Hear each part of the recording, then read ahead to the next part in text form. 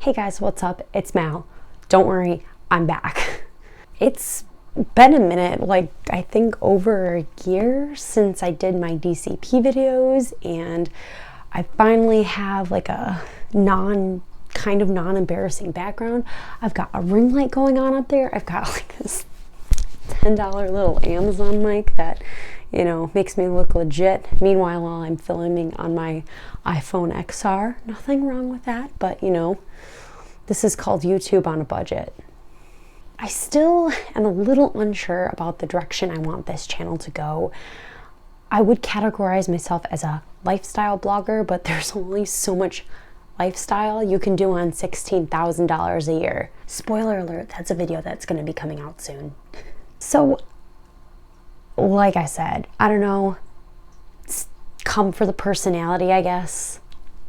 So besides thinking about Disney and talking about the Disney college program, my life has been working every day and running most days until I take a 3-week break that I regret forever, and just generally trying to stay afloat to finish my bachelor's degree, which I'm finally done with classes. So between all that, one of my hobbies or one of my interests has become fish keeping, but more specifically wannabe fish keeping.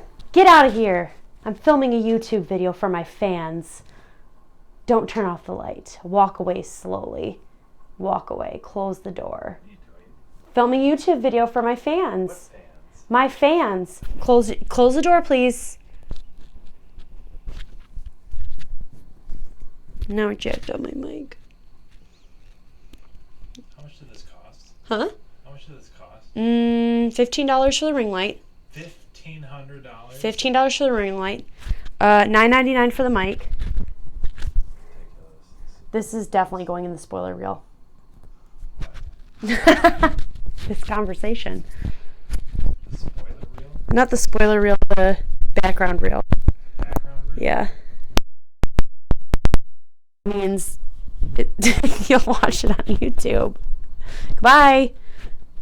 Go play your game. Let's go to bed. Good night. Yeah, goodbye. Hello, darkness, my old friend.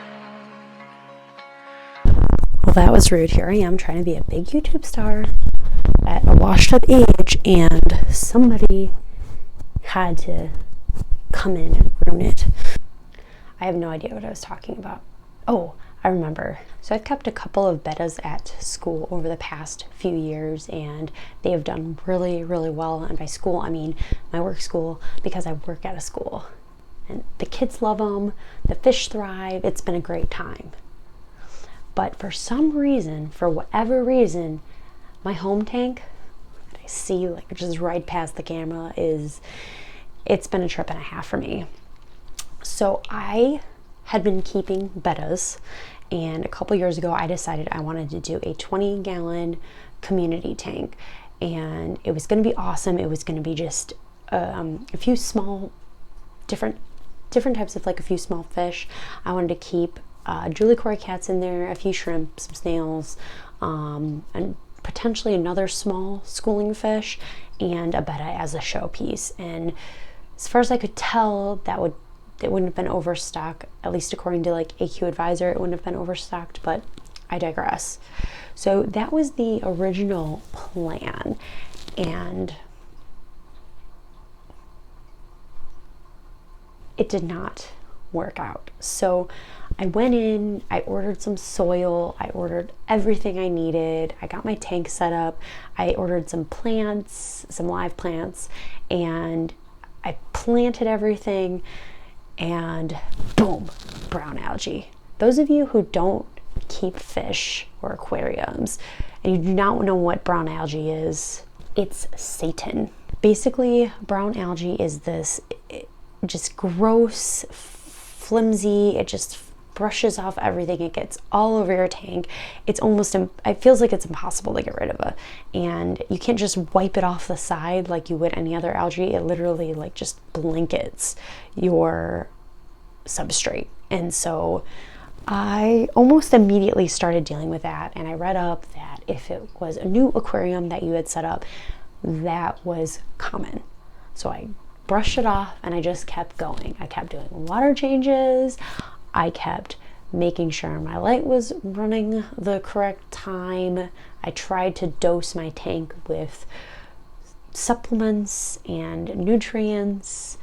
And about a month, and as this is going, my plants are kind of dying, and I'm not thinking, maybe we're doing something wrong. It was, initial die-off is normal for when you put plants in a tank. How long does initial die-off last? I didn't decide to Google that though, did I? So I get the corycats, and within probably about 6 months, all of them but one died, and I chalked it up to the brown algae problem. So that was tank redo number uno, and it just kept going on from there. I would try to keep my tank in tip-top shape, and I'm talking, I would not neglect the thing. I was constantly cleaning it, water changes probably 2 to 3 times a week by that point, but I could not contain the brown algae, and my plants kept dying. So I would reorder the new plants. I got a new group of Julies, and same thing. Now this cycle went on for about 2 years. Now keep in mind, I've only have bought probably 2 to 3 sets of Julie corycats to keep like an even 6, because that's what they do well in, but only one from that first batch survived, and it was really devastating because I lost a lot of them to swim bladder, and I don't know. So I'm going to insert some footage here. So this little guy here, he's going to a new home today, and I am so excited for him. He deserves it. No corycat should ever live alone. And I'm just really excited he's going to have brothers and sisters. I have, at this point, have given my last Julie corycat to a friend who has been successful at keeping them, because I did not want to put that little guy through that anymore. And now he's going to live with a new family, and he's not going to deal with any of the issues that I had in my tank before. So why am I coming to you with this video? Well, mistakes were made, clearly. And I feel bad because I thought I had everything in place, good filter, tried with the live plants, tried with the nutrients, tried with the heater, tried everything, but it just was not successful. Now, I shouldn't say that because right now in my tank, I do have 4 Amano shrimp, a bristlenose plecostomus pleco. I'm just going to call it pleco. Bristlenose plecostomus, and 2 nearite snails. That those creatures have been around for a while, so we're not too shabby with that. I still do my water changes, still do what I need to do, but for some reason those Julie cats, there's no-go there. So now with all of this, I currently am kind of like looking at my tanks. If you see me like look this way, that's why. I have some plants in there. I don't have very many, but have been doing okay over the past few months, but not great. I finally figured out how to dose them correctly with the nutrients, but my substrate is not great for them, because at this point I was getting frustrated with like the soil substrate, so I switched to white sand with some flourish tabs or whatever the heck they're called, but never do white sand, never. My shrimp poop all over it. We're switching that out. So this is where I'm getting at. I'm doing a tank redo. Again, I'm hoping this is like my final tank redo until I have to move. And even when I move, I want to keep the tank like exactly how it is. What the plan is I have ordered some more plants of the type of plant that I already have that I've been fairly successful with. We're going to replace the white sand with it's fluorite black sand from Seachem. We're gonna insert those little nutrient tabs, and I'm gonna make sure I dose with CO2 the proper way, because I like 99.9% sure that is a big part of my issue. I do have the brown algae issue under control with a mix of it. I believe it's called Matrix. It's a biomedia and Purigen in my filter that has been basically amazing at keeping the brown algae away. I've just been plagued with regular old green algae, which again, it's because I hadn't been dosing CO2 properly. So the goal now is get that all switched off this weekend. Make sure my little friends that currently live there are happy and thriving within the next month. The plants are actually growing. Again, there might be some initial die off, but there shouldn't be a complete destruction of plant society in that tank. And when that happens, if everything is going peachy, I really hope to put a betta in the tank, and I hope that this will be like the first step into really grasping like this is how you care for a more community tank, and fingers crossed. So next time you will see me, I will be putting that tank together.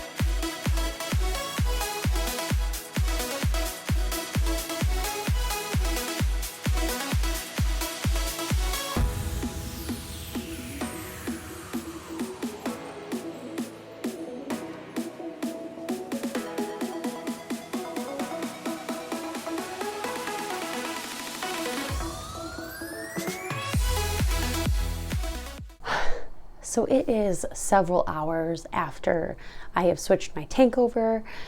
It is several hours, a shower, in some pajamas at this point in my life. So we are thriving. My curls are thriving because it was hair wash day today. It was a good day. And my tank is doing awesome for the first few hours now, which I am a-okay with. It took a lot longer than I anticipated. It took like 3.5 hours to do that. And I thought I was so prepared to do the switch out, but it took forever to do. There were a few times I turned off the camera because I was in my bathroom trying to hot water some of the equipment and scrub it all down, get it nice and pristine. And so if this wasn't a sign never to become a fish YouTuber, which that wasn't the original intent anyway, but I digress. I was in the process of filling up my tank again. So I had gotten all the plants on the bottom, everything was set up looking really pretty, but how I wanted to do it is I just didn't want to dump the water in because the substrate I'm using, it kicks up a lot of clay dust. So I was trying to use a siphon from my 5-gallon bucket into the tank. Now to do this, I had to put the bucket on kind of top of the frame of the tank. And I really wish the camera had been recording for this, because the bucket went and I caught it and the water just went. And it was like my own little thunder shower in my office room. I am so upset I did not get that on camera, but it was just take my word for it. It was hilarious, but also awful because I made a huge, huge mess. The little inhabitants seem to be thriving in there. They seem a lot happier. The little pleco, he was definitely, you could tell that he was the most stressed out just because he changed colors and was not having it, which I don't blame them. They were all stuck in a little bucket for about 45 minutes, which isn't fun. I tried to leave them in their main tank till the very last minute, but I had to take them out to get everything all scrubbed down really good. So they're doing well. Fingers crossed they continue to do well and that my plants do really, really well. I'm going to keep up my water changes like I've done for the past few months anyway. I prefer doing them twice a week, 2 smaller changes versus 1 bigger change. Just keeps things clean. I got a turkey baser as recommended by the community because it's good for like little shrimp poopies in between changes. So hopefully that works out for me. But really, I really hope the plants work and everything stays really nice looking. I think the black substrate will help a lot, and hopefully in a month I will have an update for you guys with the plant growth, as well as maybe we can introduce a new little friend into the tank. Fingers crossed. Thank you guys so much again for joining me. Don't forget to push the thumbs up button because this video was super awkward and nerdy, and so subscribe if you can. I know Sam won't want to be a YouTube couple with me quite yet, and but you know, we can dream of better things. And I'm really bad at YouTube outros because I'm new here. So anyway guys, thank you so much for watching, and I'll see you in my next video. Bye.